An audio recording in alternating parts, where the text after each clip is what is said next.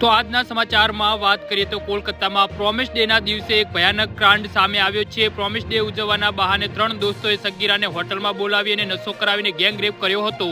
વેલેન્ટાઇનના દિવસે પ્રેમના નામે હવસ સંતોષવાના દિવસો બનતો જાય છે। પ્રોમિસ ડેના દિવસે કોલકાતામાં સગીરા સાથે દરંગી સામે આવી છે। કોલકાતામાં 2 હેવાનોએ સગીરાને પ્રોમિસ ડે ઉજવવાના બહાને પોતાને ઘેર બોલાવી હતી। જી હા મિત્રો, અત્યારે હાલ મોટા સમાચાર સામે આવી રહ્યા છે।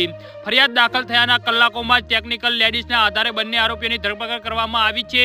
પોલીસના જણાવ્યા અનુસાર પીડિતાએ એક આરોપી મોહમ્મદ સરફાઝની ઓળખ કરી હતી અને તેની સાથે સંબંધ હોવાનો દોડ કરી રહ્યો હતો, તો બીજા આરોપીની ઓળખ મોહમ્મદ સૈફ તરીકે થઈ છે। પોલીસે કહ્યું કે આરોપીઓએ સગીરાને પ્રોમિસ ડે ઉજવવાના બહાને પોતાના ઘરે બોલાવી હતી અને કહ્યું હતું કે આપણે બધા દોસ્ત બનીને રહેવાનું વચન લેવું જોઈએ। જી હા મિત્રો, અત્યારે હાલ મોટા સમાચાર સામે આવી રહ્યા છે।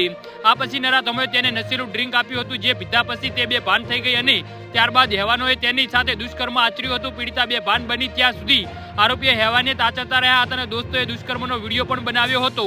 ભાનમાં આવી ત્યારે આરોપીએ સગીરાને જાનથી મારી નાખવાની ધમકી પણ આપી હતી। જી હા મિત્રો, તો આવા નરાધમ જોડે શું કરવું જોઈએ તો નીચે મારી કમેન્ટ બોક્સમાં જરૂરથી જણાવજો અને મારી યુટ્યુબ ચેનલને સબસ્ક્રાઇબ કરવાની ભૂલતા નહીં। વિડીયો પૂરો જોવા બદલ તમારો ખૂબ ખૂબ આભાર।